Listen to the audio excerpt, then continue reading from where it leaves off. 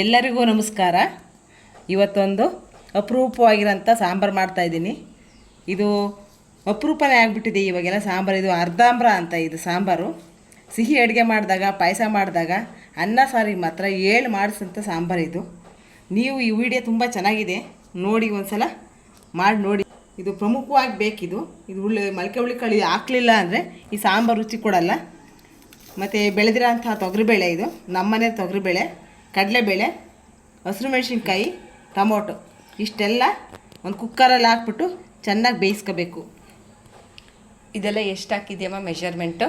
Measurement ಏನಿಲ್ಲ, ನಮ್ಮ ಸಾಂಬಾರು ಜಾಸ್ತಿ ಆಗುತ್ತಿದ್ದು ಸ್ವಲ್ಪ ಹಾಕೋದು ಸಾಕು. ನಾನು ಸ್ವಲ್ಪ ಸಾಂಬಾರು ಜಾಸ್ತಿ ಮಾಡೋದ್ರಿಂದ ಸ್ವಲ್ಪ ಜಾಸ್ತಿ ಹಾಕಿದ್ದೀನಿ. ಇಷ್ಟಿಷ್ಟೇ ಸ್ವಲ್ಪ ಮೊಳಕೆ ಹುರುಳಿಕಾಳು, ಸ್ವಲ್ಪ ತೊಗರಿಬೇಳೆ, ಸ್ವಲ್ಪ ಕಡಲೆಬೇಳೆ ಹಾಕಿದ್ರೆ ಸಾಕು. ಯಾವುದು ಜಾಸ್ತಿ ಪ್ರಮಾಣ ಇರಬೇಕು? ಎಲ್ಲ ಈಗ ತೊಗರಿಬೇಳೆ ಮತ್ತು ಇದು ಮೊಳಕೆ ಹುರುಳಿಕಾಳು, ಸ್ವಲ್ಪ ಕಡಲೆಬೇಳೆ ಇಷ್ಟು ಹಾಕಿದ್ರೆ ಮಾತ್ರ ಅರ್ಧಾಂಬ್ರ ಅಂತಾರೆ. ಮೊದಲೆಲ್ಲ ಇದು ಸಿಹಿ ಅಡುಗೆ ಪಾಯಸ ಮಾಡಿದಾಗ ಈ ಅರ್ಧಾಂಬ್ರ ಮಾಡ್ತಾಯಿದ್ರು. ಚೆನ್ನಾಗಿರ್ತಿದೆ, ಅಪರೂಪ ಆಗಿಬಿಟ್ಟಿದೆ ಸಾಂಬಾರು ಇದು. ಸರಿ, ಇದನ್ನು ಚೆನ್ನಾಗಿ ತೊಳ್ಕೊಂಬಿಟ್ಟೀಗ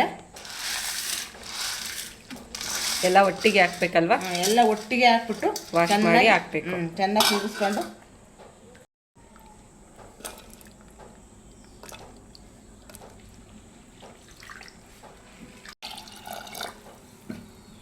ಬೇಯಕ್ಕೆ ಚೆನ್ನಾಗಿ ಬೇಯಿಸ್ಕೋಬೇಕು. ಫುಲ್ ಸಾಫ್ಟ್ ಆಗಂಗೆ ಸಾಫ್ಟ್ ಆಗಂಗೆ ಬೇಯಿಸ್ಬೇಕು. ಇದು ಉಪ್ಪು ನಮ್ಮ ರುಚಿಗೆ ತಕ್ಕಷ್ಟು ನಾವೆಷ್ಟು ಸಾಂಬಾರು ಮಾಡ್ತೀವೋ ಅಷ್ಟು ಸ್ವಲ್ಪ ಹಾಕಿ ಆಮೇಲೆ ಹಾಕೋಣ. ಬೇಯಕ್ಕೆ ಒಂದು ಸ್ವಲ್ಪ ಹಾಕ್ತೀನಿ. ಜೀರಿಗೆ ಬೇಡ, ಒಂದಿಷ್ಟೇಷ್ಟು ಹಾಕ್ತೀನಿ, ಸ್ವಲ್ಪ ಸಾಕು ಫ್ಲೇವರ್ಗೆ. ಇನ್ನೇನು ಹಾಕ್ಬಾರ್ದು. ಚೆನ್ನಾಗಿ ಈಗ ಕುಕ್ಕರಲ್ಲಿ ಒಂದು 3-4 ವಿಷಲ್ ಹಾಕ್ತೀನಿ. 2 ಈರುಳ್ಳಿ ಮತ್ತೊಂದು ಬೆಳ್ಳುಳ್ಳಿ ಇಷ್ಟೂ ಸುಟ್ಕೊಂಡೇ ಹಾಕಬೇಕು. ಹುರ್ಕೊಳೋದ್ಕಿಂತ ಸುಟ್ಟಾಕೊಂಡ್ರೆ ಇವು ಅರ್ಧಾಂಬ್ರಕ್ಕೆ ಟೇಸ್ಟ್ ಬರುತ್ತೆ. ರುಬ್ಬಕ್ಕಾಯ್ದು ರುಬ್ಬಕ್ಕೆ ಮೊದಲೆಲ್ಲ ಒಲೆಯಲ್ಲೇ ಹಾಕಿ ಈರುಳ್ಳಿ ಬೆಳ್ಳುಳ್ಳಿನ ಸುಡೋರು. ಈಗ ಗ್ಯಾಸಲ್ಲೇ ಸುಟ್ಕೊತಾ ಇದ್ದೀವಿ. ಒಲೆ ಇಲ್ವಲ್ಲ ಅದಕ್ಕೆ. ಒಲೆನೂ ಬರುತ್ತೆ ಆಮೇಲೆ ಇಂಟ್ರೆಸ್ಟ್ ಇರೋರು ತಗೊಂಡು ಮಾಡ್ಕೋಬೋದು. ಈ ರೆಡಿಮೇಡ್ ಒಲೆ ಬಂದೈತಲ್ಲ. ಲೋ ಫ್ಲೇಮಲ್ಲಿ ಕೊಡಬೇಕಾ? ಲೋ ಫ್ಲೇಮಲ್ಲೇ ಬೇಯಬೇಕಲ್ಲ, ಹಂಗಾಗಿ ಕುಕ್ಕರ್ ಕೂಗ್ತಾ ಇದೆ. ಒಂದು 3-4 ಸಲ ಕೂಗಲಿ.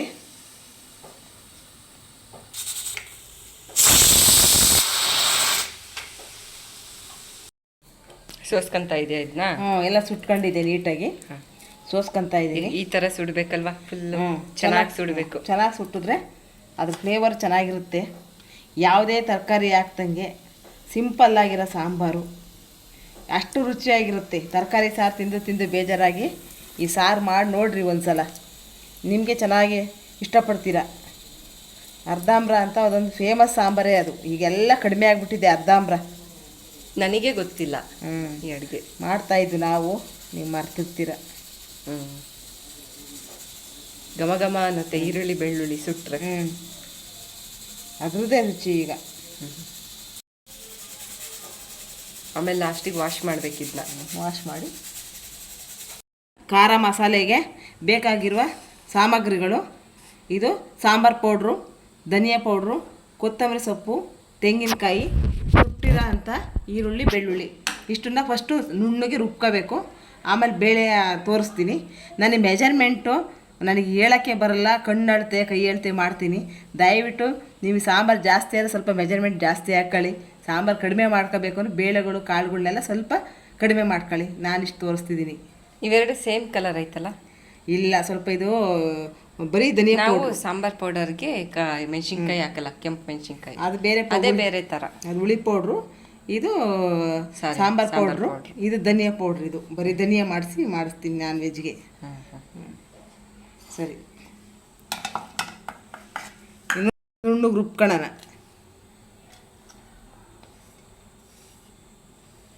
ಇಷ್ಟೇನಾ? ಬೇರೆ ಏನಾದರೂ? ಇಲ್ಲ, ಇನ್ನೇನೇ ಬೇಡ. ಎಲ್ಲ ಸಿಂಪಲ್ಲು,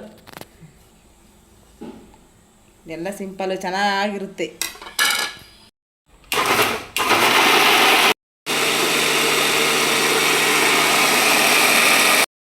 ಮಸಾಲೆ ರೆಡಿಯಾಗಿದೆ.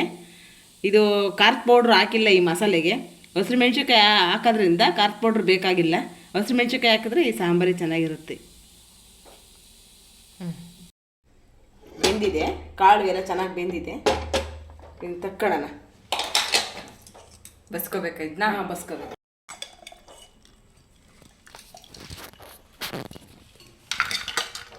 ಇದು ಸ್ವಲ್ಪ ಹಾರ್ಕೋಬೇಕು.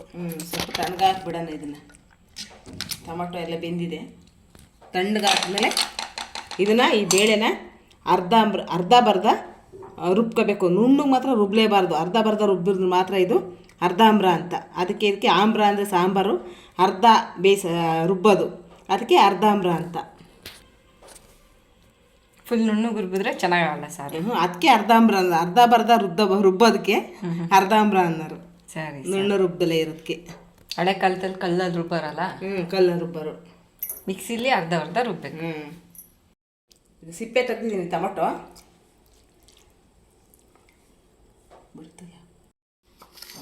ಬೇಯಿಸಿರೋಂಥ ಹಸಿಮೆಣ್ಸಿನ್ಕಾಯಿ ಇದಕ್ಕೆ ಎಷ್ಟು ಬೇಕಷ್ಟು ಒಂದು 2 ಸಲ ಹಾಕಂತೀನಿ.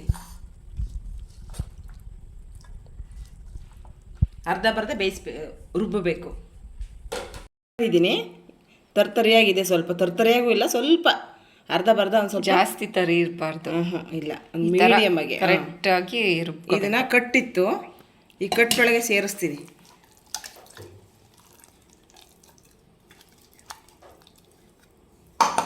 ಇನ್ನೊಂದ್ಸಲ ಹಾಕಿ ರುಬ್ತೀನಿ. ಇದು ಸಿಕ್ಕಾಬಟ್ಟೆ ಸಾಂಬಾರಾಗುತ್ತೆ. ಸ್ವಲ್ಪ ಬೇಳೆಕಾಳುಗಳು ಹಾಕೊಳ್ರಿ. ನಾವು ಸ್ವಲ್ಪ ಜಾಸ್ತಿ ಮಾಡಿರೋದ್ರಿಂದ ಒಂದು 4 ಸ್ಪೂನ್ ಹಾಕಿದ್ದೀವಿ. ಸ್ಪೂನ್ ಲೆಕ್ಕದಲ್ಲಿ ಹಾಕ್ಬೇಕಲ್ವಾ ಅಮ್ಮ? ನಾನು ಅಳತೆ ಹಾಕಲ್ಲ, ನೋಡಿ ಹಾಕಬೇಕು. ಸ್ವಲ್ಪ ಹಾಕಿದ್ರೆ ಆಯ್ತು. ಸರಿ ಸರಿ. ಇದ್ರೆ 2 ಸ್ಪೂನ್ ಹಾಕಿದ್ರೆ ಸಾಕು ಎಲ್ಲ ಬೇಳೆಕಾಳುಗಳನ್ನ ಮಿಕ್ಸ್ ಮಾಡಿ. ಘಮ ಘಮ ಅಂತ ಇತ್ತು. ಮೊಳಕೆ ಹುಳಿ ಕಾಳು, ಹಸಿಮೆಣ್ಸಿನ್ಕಾಯಿ ಎಲ್ಲ ಟೊಮೆಟೊ ಬೇಯಿಸಿರೋದ್ರಿಂದ ಅದು ಫ್ಲೇವರ್ ಹಂಗೆ ಇರುತ್ತೆ. ಈಗಿರಲಿ, ಈಗ ಒಗ್ಗರಣೆ ಮಾಡ್ಕೊಳ್ಳೋಣ. ಒಗ್ಗರಣೆಗೆ ಇದು ಈಗ ಸಾರು ಒಗ್ಗರಣೆ ಹಾಕ್ತಾಯಿದ್ದೀನಿ. ಅದಕ್ಕೆ ಬೇಕಾಗಿರೋದು ಈರುಳ್ಳಿ, ಜಜ್ಜಿರ ಅಂತ ಬೆಳ್ಳುಳ್ಳಿ, ಕರಿಬೇವು, ಎಣ್ಣೆ, ಸಾಸಿವೆ ಮತ್ತು ಹುಣಸೆ ಹುಳಿ ಬೇಕು ಒಗ್ಗರಣೆಗೆ. ಜಾಸ್ತಿ ಟೊಮಟೊ ಹಾಕಲ್ಲ, ಹಂಗಾಗಿ ಹುಣಸೆ ಹುಳಿ ಬೇಕಾಗುತ್ತೆ. ಇದು ರುಬ್ಬಿರೋಂಥ ಕಾಳು, ಇದು ಮಸಾಲೆ, ರುಬ್ಬಿರೋ ಮಸಾಲೆ. ಇದೆಲ್ಲ ಒಗ್ಗರಣೆಗೆ, ಇಷ್ಟು ಒಗ್ಗರಣೆಗೆ ಬೇಕು. ಆಮೇಲೆ ರುಬ್ಬಿರೋಂಥ ಕಾಳು ಕೊನೆಗೆ ಹಾಕ್ತೀನಿ. ಕೆಲವರು ಹುಣಸೆಹಣ್ಣು ಇಷ್ಟ ಇಲ್ದವ್ರು ಟೊಮೆಟೊ ಹಾಕ್ತಾರಲ್ಲ, ಹಂಗೆ ಹಾಕಿದ್ರೆ ಟೇಸ್ಟ್ ಆಗಲ್ಲ ಅಲ್ವಾ? ಇಲ್ಲ, ಟೊಮಟೊ ಒಂದು ಹಾಕಬೇಕು, ಹುಣಸೆ ಹುಳಿ ಸ್ವಲ್ಪ ಜಾಸ್ತಿ ಹಾಕಬೇಕು. ಹುಣಸೆಹಣ್ಣು ಹಾಕಲೇಬೇಕು, ಚೆನ್ನಾಗಿರುತ್ತೆ. ಎಣ್ಣೆ ಒಗ್ಗರಣೆಗೆ. ಇದಕ್ಕೆ ಜೀರಿಗೆ ಹಾಕಬಾರ್ದು, ಸಾಸಿವೆ ಮಾತ್ರ. ಹಿಂಗು ಜೀರಿಗೆ ಏನು ಹಾಕಬಾರ್ದು, ಅದು ಫ್ಲೇವರೇ ಹೋಗ್ಬಿಡುತ್ತೆ ಅರ್ಧಂಬರ್ದು.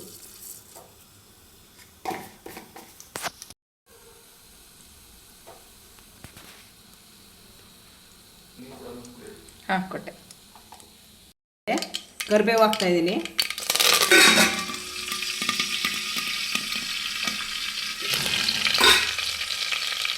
ಜಜ್ಜಿರ ಬೆಳ್ಳುಳ್ಳಿ,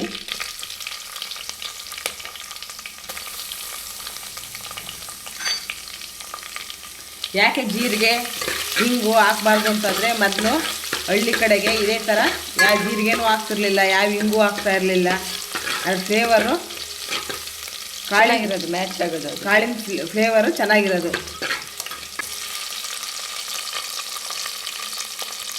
ಈರುಳ್ಳಿ ಜಾಸ್ತಿ ಬೇಯೋದು ಬೇಡ,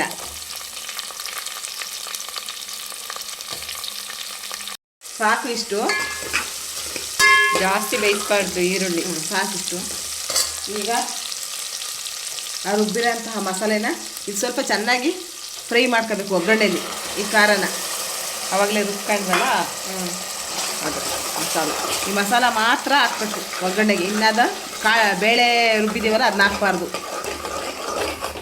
ಚೆನ್ನಾಗಿ ಬೇಯಲಿ ಒಗ್ಗರಣೆ. ಸ್ವಲ್ಪ ಹುಣಸೆ ಹುಳಿ ಹಾಕೋಣ. ಹುಣಸೆ ಹುಳಿ ಹಾಕ್ಲೇಬೇಕು ಈ ಸಾಂಬಾರಿಗೆ. ಟೊಮಟೊ ಕಡಿಮೆ ಹಾಕ್ರಿ, ಹುಣಸೆ ಹುಳಿ ಸ್ವಲ್ಪ ಜಾಸ್ತಿ ಹಾಕ್ರಿ.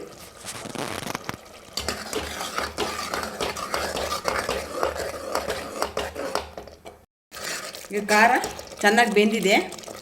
ಈಗ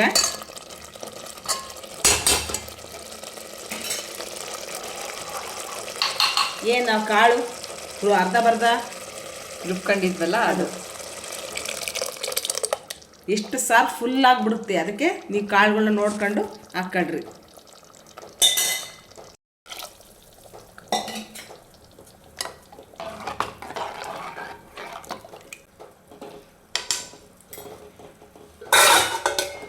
ಚೆನ್ನಾಗಿ ಸ್ವಲ್ಪ ಕುದೀಲಿ.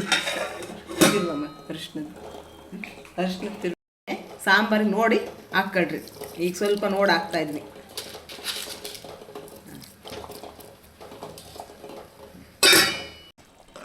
ಇಷ್ಟಿರಬೇಕು. ಈ ತಣ್ಣಗಾದ ತಕ್ಷಣ ಗಟ್ಟಿಯಾಗುತ್ತೆ, ಗಟ್ಟಿಯಾಗಿಬಿಡುತ್ತೆ, ಜಾಸ್ತಿ ಆಗಲ್ಲ. ಈಗ ಬಿಸಿ ಅನ್ನಕ್ಕೆ, ಮುದ್ದೆಗೆ, ರೈಸ್ಗೆ ಚೆನ್ನಾಗಿರುತ್ತೆ.